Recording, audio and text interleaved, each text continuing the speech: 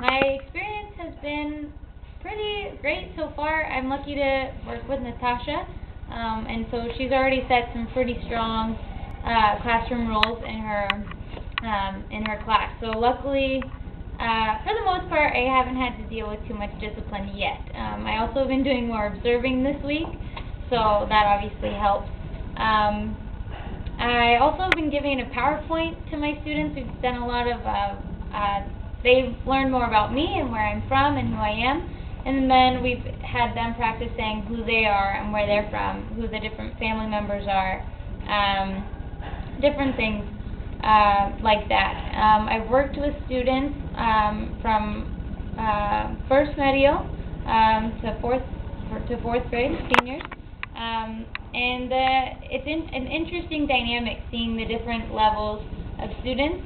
Obviously, like Paul said, first and second grade are full of energy.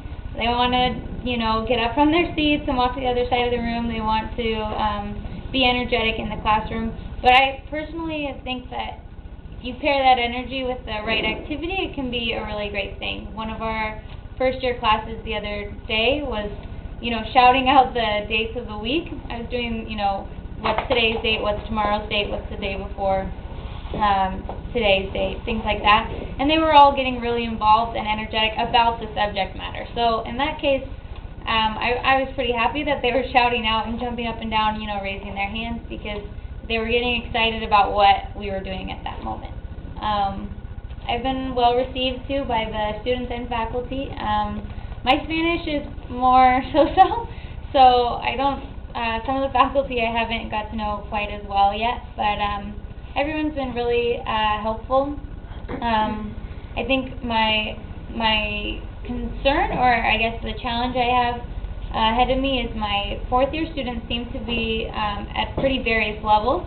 I have some students who went to the semifinals in debate last year, and then other students who are still saying no puedo to everything.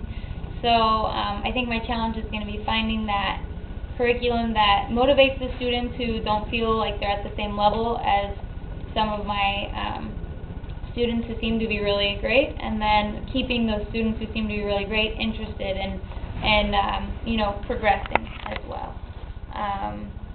But yeah, that's pretty much all of my stuff on school. Did you want me to give that PowerPoint? Okay. I have the privilege of having my PowerPoint here with me, so if you guys don't mind, I can show you about my family and where I'm from. Just so you guys know, I did make another one before this, but apparently I saved it wrong, so this one was made in like a couple of minutes. So don't judge me if there's not a lot of pictures and things like that. But it happens. Yeah, I must have hit eliminar instead of bardar. Big mistake.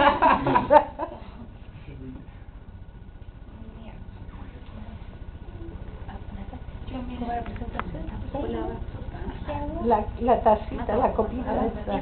Ahí, esa. Okay. So this is where I'm from. I was born here in Santa Barbara. You can see Northern California goes up that way, and then Mexico is down here. So this is where I grew up and went to high school and elementary school, and that's a picture kind of the city itself. You can see we have the ocean and then mountains, kind of like here in Valdivia, right? You have both ocean and mountains. And then I traveled 4 hours down south to San Diego, which is over here. You can see it's very close to Mexico. It's one of the reasons why I came here to Chile, because everyone I work with, all my students back at home speak Spanish. All their parents speak Spanish. All my coworkers speak Spanish. So I wanted to be able to speak Spanish as well. So yeah, this is where I live when I'm not here in Chile, and where I went to school as well. Yeah. Oh, this is for my students, because the questions we were asking them are, how old are you? So how old am I? I am 23 years old. My birthday is September 23rd. This is a picture from when we crossed the border. I came from Peru when I first got here, so this is the ferrocarril. It's a famous train, I guess, from the 1800s. They love this picture. All my students were like, whoa. But this is from my graduation, when I graduated university. I studied classical languages, so history of the Romans and Greeks, as well as their languages. So I've had a lot of experience as far as doing language, or being a student in a foreign language class, and now, I guess, teaching a foreign language. So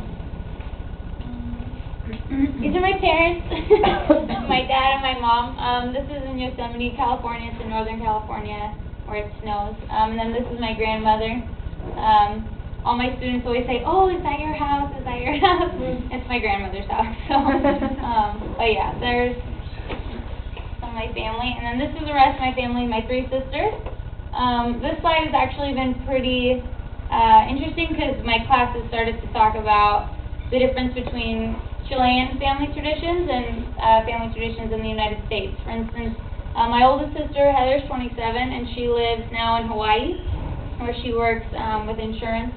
And then I have my second oldest sister, 25, Jen, and she lives in San Francisco, also pretty far from my hometown. And now Megan, who's 21, lives in Arizona, which is the next state over. It's pretty far, about 8-hour drive from my house. So everybody lives really far apart, and that's one thing my students have really found interesting, whereas here I think it's more common that families try to stay together, and that's a really important family value. So this has been a good one with the older kids, starting that conversation. And then these are my roommates. We talk about how university, we don't live with our parents. I lived with friends. I just show them pictures. They all want to know, oh, what's her name and how old is she and stuff like that. But and then I just included one more slide of I think it's my friends from home. Yeah, and these are all my friends from home. And again, I just emphasize, this Melanie lives in New York now. Sophie lives in San Francisco. Carissa stayed home, and these 2 are in San Diego. So again, it just brings up that conversation that things are different in the United States, but very similar. We talk about university, if they want to go to university, things like that. And if anything, I think the different locations will prove to be more material for activities later on. I can say, oh, remember Katie in my PowerPoint, and they'll say, oh yeah, we remember Katie. And I can, start using San Diego, the city, as a material. So, yeah, this was my PowerPoint for my students. And this is when I left home. I had my suitcase on and all of that stuff. So I thought that picture was funny too. But yeah, there's my PowerPoint. Hope you guys liked it.